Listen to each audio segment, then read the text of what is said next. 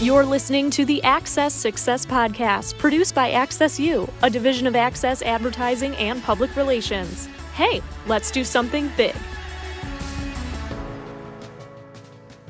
I'm your host, Rachel Schneider. Welcome to the Access Success Podcast, where we highlight important topics focused on education in every form it takes. It's our second episode of 2023, and today we're talking about setting some goals for the new year. Personal resolutions like staying healthy or saving money are great, but not many can get accomplished without making a plan. And the same is true for improving your business's marketing and public relations efforts and strategies. So we're bringing in our digital marketing specialist, Lucas Weaver, again today, and our social media manager, Briana Sepulveda, so we can talk about crafting your yearly plan and setting some realistic goals for yourself heading into the new year. So, guys, thanks again for being here today.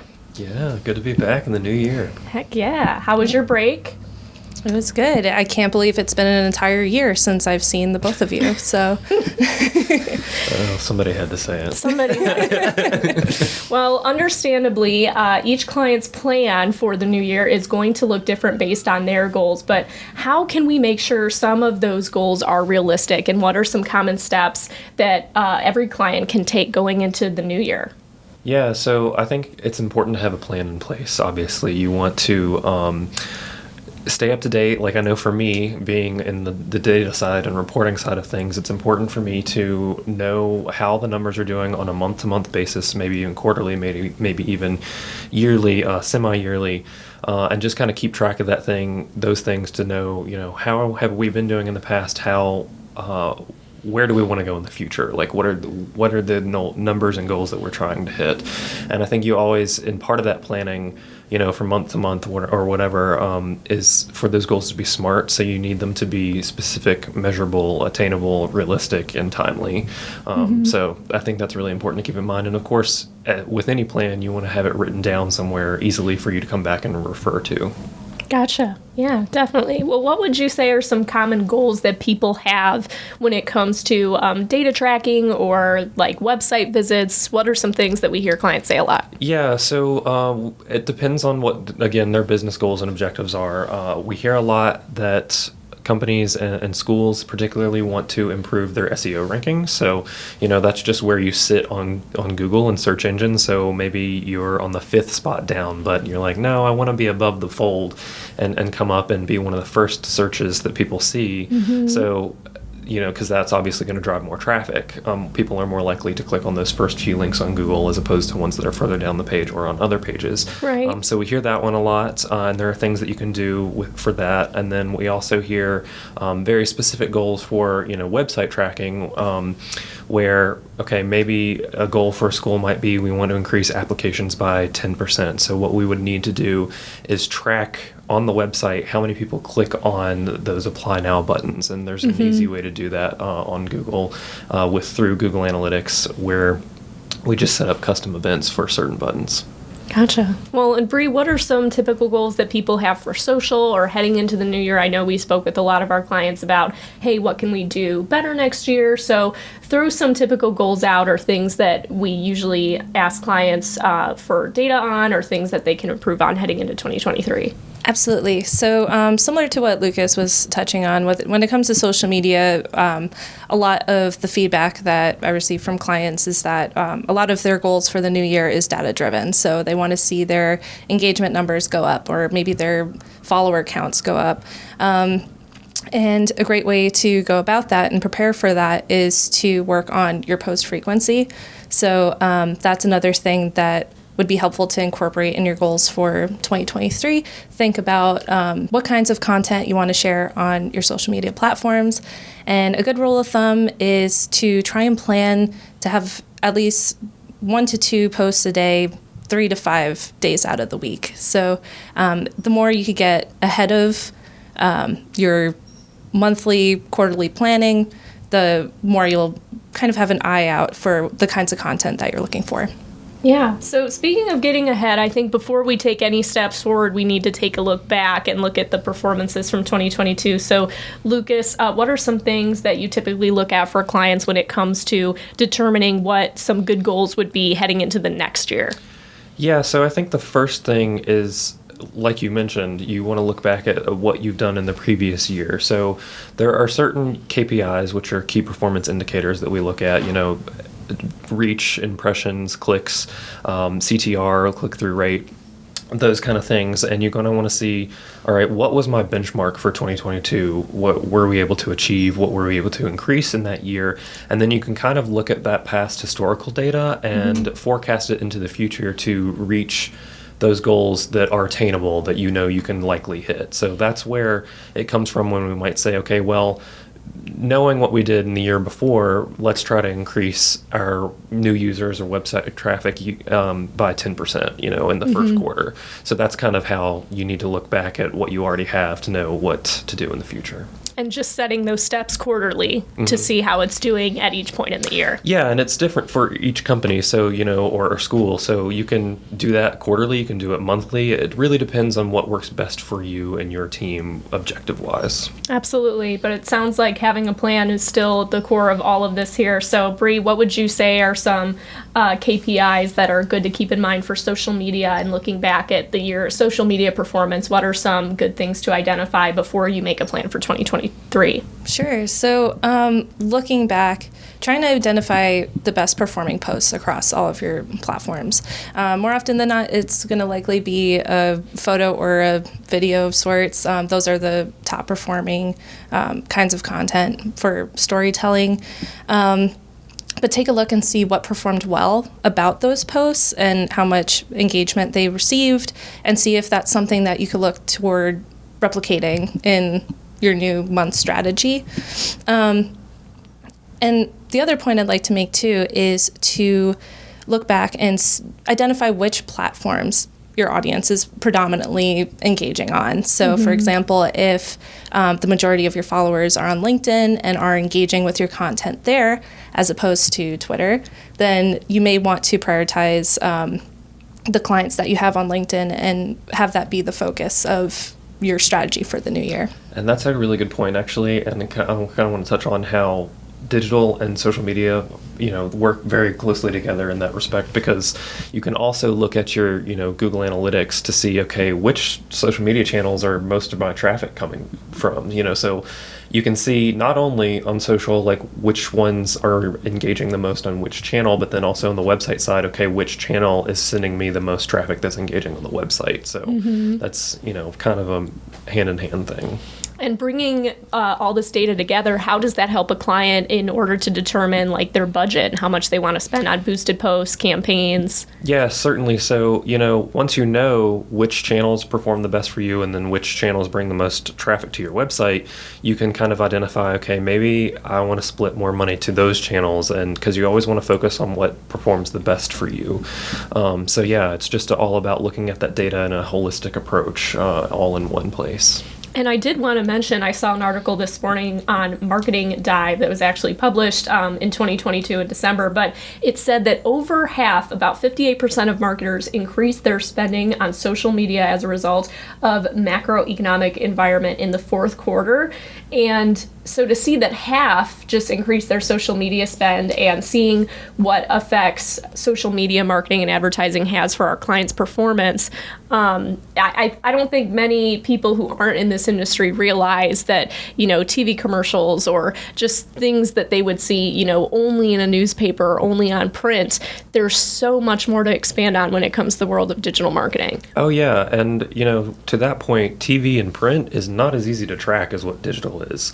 We have access to way more data on the web than we do for, TV and print. That's a great point. So that's also something to think about when you're planning and knowing what goals that you want to reach and with your business objectives.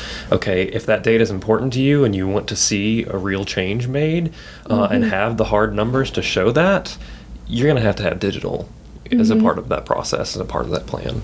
Yeah, absolutely. I can speak from the media relations side, even when I was working in news, that so many more outlets are breaking into online news gathering and then posting. We see a lot more news stations posting on Facebook Live nowadays to get viewers when they're at a breaking news scene, or they have like a OTT or over-the-top desk that they just strictly post on their website and onto Facebook when they have news stories come in. So it's been interesting to see that shift also from a journalistic standpoint.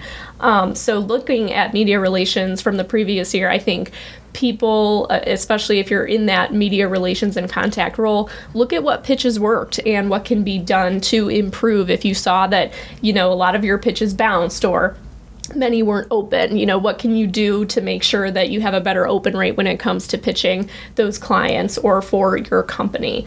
That's something that we always take a look at here at Access U to see, what was the open rate on this pitch? How can we make sure that we're pitching to the right people, the right journalists? And then just making sure that clients have more visual assets included when we send out a release or when we send something to journalists, making sure that they have a photo, a media kit, videos of an event that happened. If we're not inviting them to an event, if it was something that was private, but we still want to share memories and moments from it, those are good things that we can just package and send off. And then also I would say getting logistics in place and media relations plan just to respond. If you have some stories and some media requests that come in, making sure that your team knows to direct that journalist to your media relations representative and having that flow properly so that that journalist gets the information they need and can schedule an interview. Yeah, that's a good point, especially with crisis PR too. You have to have those plans in place because once it hits, you don't have time. You have to have a plan in place and know who's saying what's happening when, and so. And on top of that, communicating with your social media team, making sure that we can track, any keywords that are popping up if there is a crisis that comes up, keeping everybody in the loop so we know what to look out for and when data is being posted so that we can get on top of it. For sure. One of my favorite parts about the software that we use is the keyword tracking, because then as a social media marketer, I'll get a alert immediately for a specific kind of keyword if there's anything that we want to keep a special eye on, and that way I could collaborate with the PR team and make sure that our clients are being taken care of. So absolutely. Yeah. I was really thankful this year too. I was this past year in 2022, I was able to attend some conferences and some gatherings where I was able to meet more journalists and different influencers online and build those relationships. So that's something I think that companies can do too, is just look back at their coverage and see what relationships were built with journalists in their area, see who is covering the types of stories that they want to tell, and then what coverage or content is going to be focused on in 2023. So for example, this would be in 2024, but for an election year, what are some things that journalists are going to be covering in November? They're going to be pretty busy. How can you plan your editorial calendar and your pitching around some of those events? So anything else that we want to mention for taking a look back and things that people can look back the previous year and try to incorporate into their plan? I think it would be helpful too to get together with your leadership team and just talk about some of the pain points that you've experienced on social media.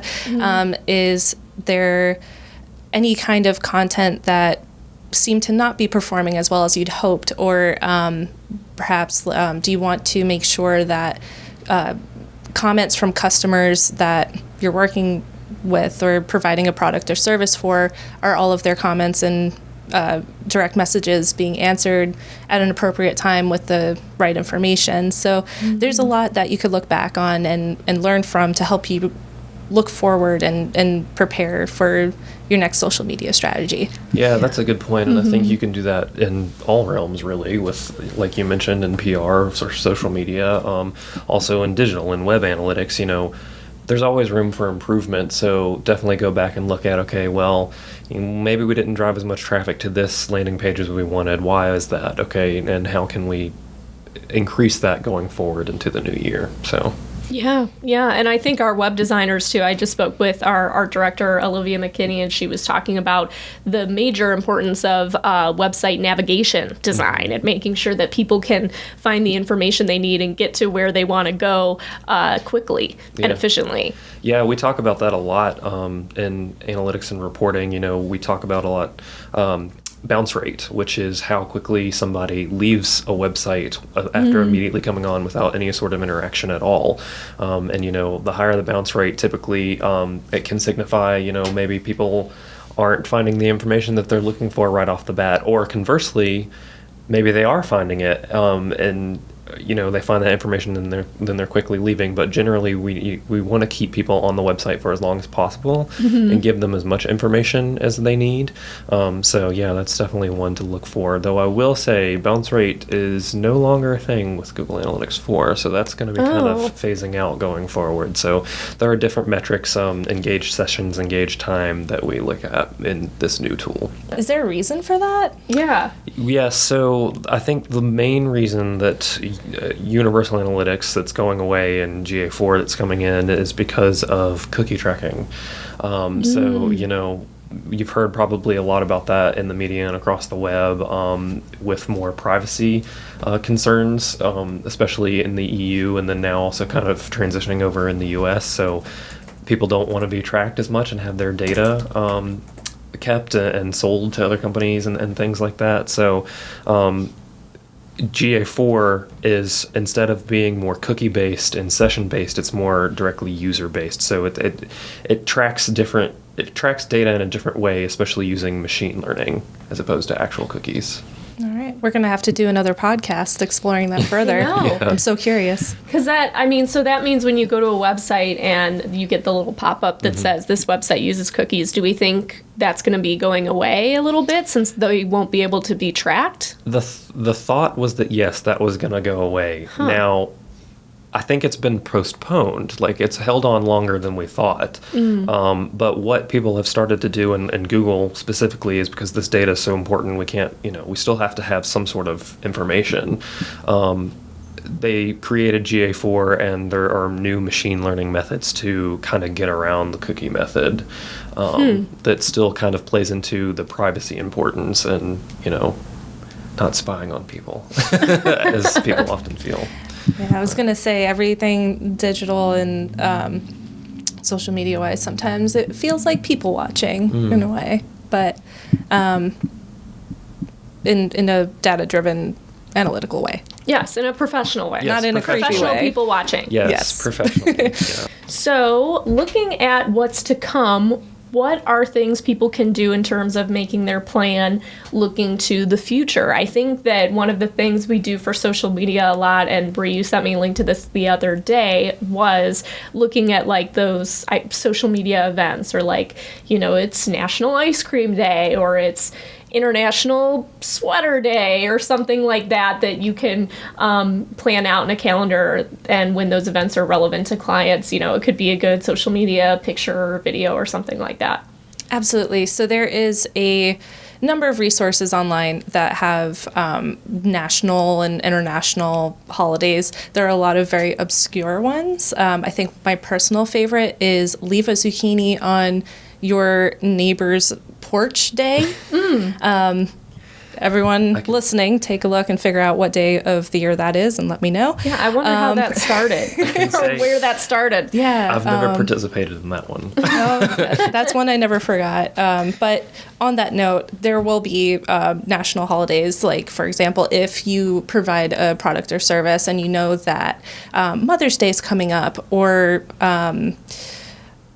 Memorial Day, and you want to do a sale, that's something that you can incorporate into your social media plan so that you have content scheduled and centered around the sale that you're going to provide, and kind of get a step ahead of the curve of making sure that it's all finalized, approved, and queued up for publish. Yeah, to add to that point, especially for institutions of learning and higher education, what do your semesters look like? When are your students on campus? When are they off? You want to look at your own institutional schedule and know what kind of content to post when, because your content for the summer, when most people are at home, you might have a few summer classes going or that kind of thing. It's going to look very different to when everybody's all in one place and everything's full functioning.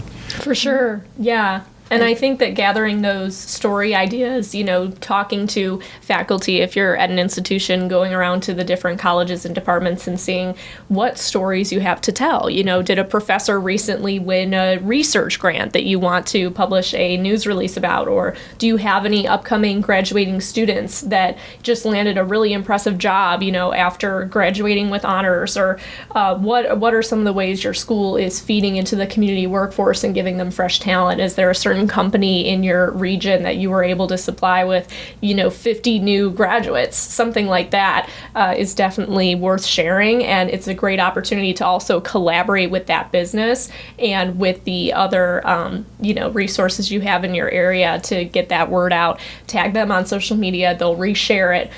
So it doesn't always have to be media relations, but it's great storytelling for social media too, and that's what we hear people like to see on social media is people. Oh, for absolutely. sure. And this is the prime time. January is the beginning of the spring semester. So if you know that there are certain students who are graduating in May, that you might want to take advantage of this time and just interview them really quickly. It could serve for an excellent student spotlight on your university social media. Yeah. And when making a social media calendar too, why is it important to account for all the different events that different departments or areas in the school may be doing, whether it's like a keynote speaker or things like that? I know we tend to make those placeholders on social media calendars when we know that something could be coming up. Well, you definitely want to meet your audience where they are. So if you know that there's going to be a keynote speaker that's going to appeal to the majority of your students in a certain department, it would be worth preparing a few social media posts around that event and keeping track of the trending times of which the majority of your audience is going to be online, because those are impressions, those are eyeballs essentially on the key information of like when this keynote speaker is going to be on campus, and it could definitely help with increasing the awareness and the interest in your event. Yeah, and why are those things helpful to plan out ahead of time too, in terms of looking at the data and then seeing how many people visited the website or looked for information or were online around that time?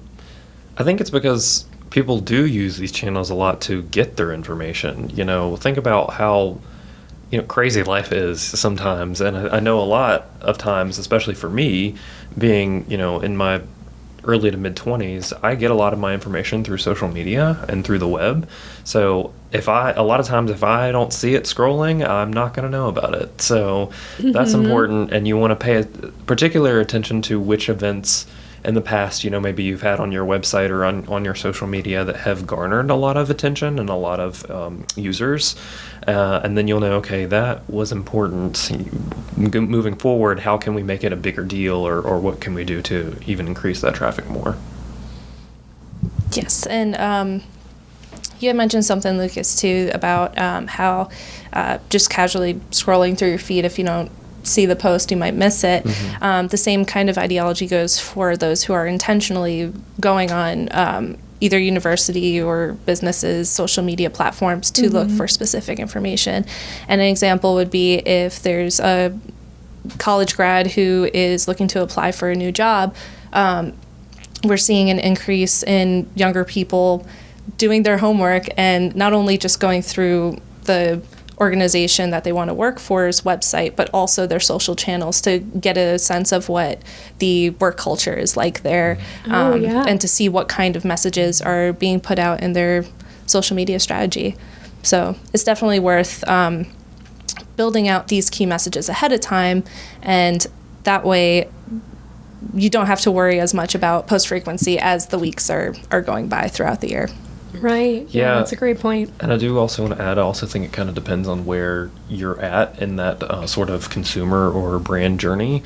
So, very much in the awareness stage and very at the top, that's where somebody might just be passively scrolling and see something and maybe log it in the back of their head. But if they're more down into the interest and consideration stages, that's where they're seeking out that information explicitly, and that's why it's important to kind of have it in both worlds.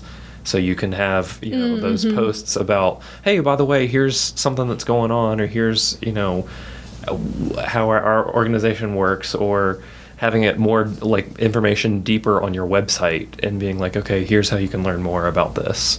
Yeah. I will say, when it comes to looking for things to do on the weekend, whether it's, visiting a local restaurant or seeing where some live music is going to be on like a Friday or Saturday night, I find myself going to websites and then maybe not finding the information I need there, but I can go to an organization's Facebook page and I see, oh, they have a Facebook event, they're having this live band and trivia tonight. It's just a good way to get in tune with what's going on and keeping up with your community, even if you don't have to update your website every time for something like that, as long as people know where they can get that information.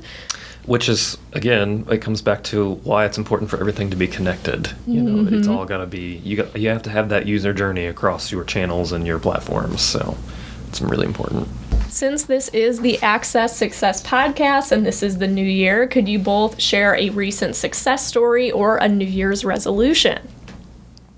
Sure. I've got one. You've got one? Yes. So we have a client who cleverly came up with a private Facebook group that is intended for its employees. Okay. And so the intention was to encourage employees to submit user-generated photography and video as a way of kind of communicating with each other, but also having an online employee culture. Yeah. And so as our client social media manager, I was invited to become a part of this Facebook group. And the benefit of that was I have a direct line to content created by our client's employees, and I'm able to pick from the Facebook group with consent, of course, and use some of that user-generated content for their social calendar for throughout the month ahead of time or throughout the quarter. Yeah. So what's great about that is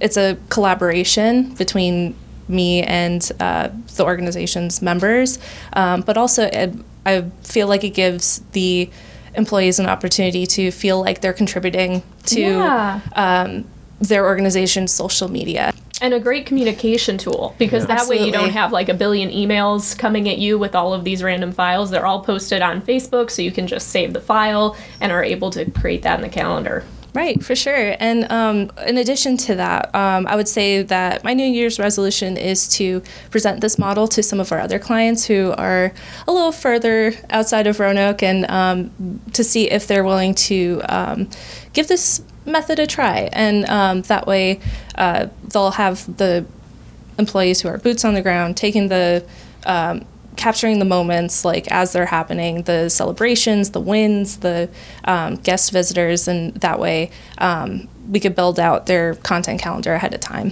Mm-hmm. Yeah, that's cool. I think for me, we actually just wrapped up a campaign for another client at the end of 2022, and it was awesome because we went back and we did that benchmarking to do the planning and the goals to see how much we'll increase once the campaign had already started. Mm-hmm. Turns out we increased traffic to their main website by more than 60%.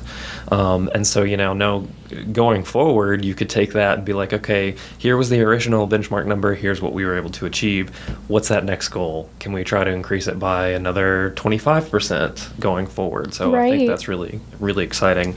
And then more personally, for a resolution, I think, is just to get more people integrated into marketing cloud intelligence and have more clients using that tool, like we discussed on a podcast at the end of last year. So. Yep. That was a couple episodes ago. If you want to listen to our episode with Lucas talking about this data tracking tool and the many ways that it can help performance, go check that out.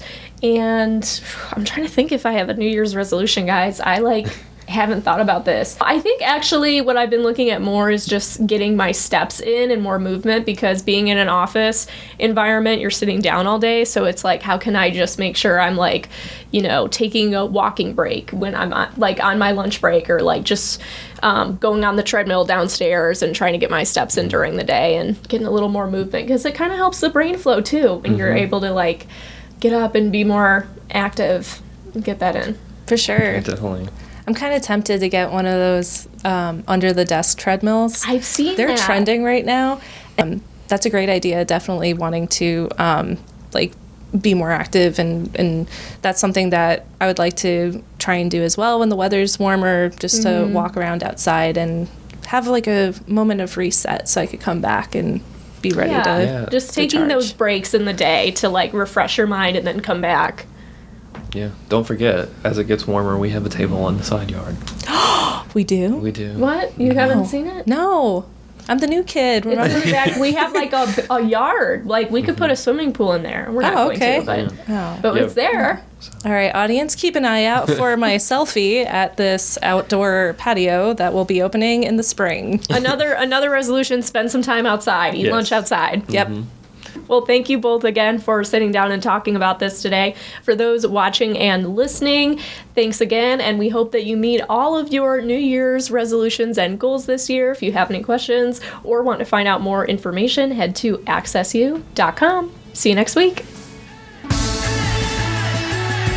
Thanks for listening to the Access Success Podcast, produced by Access U, a division of Access Advertising and Public Relations. Find us on LinkedIn, Facebook, and Instagram to keep up with what the world of education needs to hear, at Access U Agency, and connect with us at accessu.com. Let's do something big.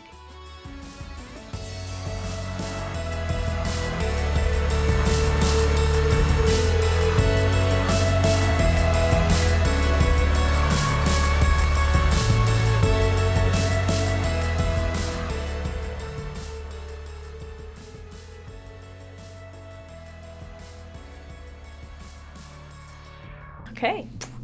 Good? Yeah. This is Access all. you, access you. All right. Y'all, you caught that, didn't you? I did, yeah. That's Jeez. going in there. All right, cool. That's why I don't say anything till after the recording's done.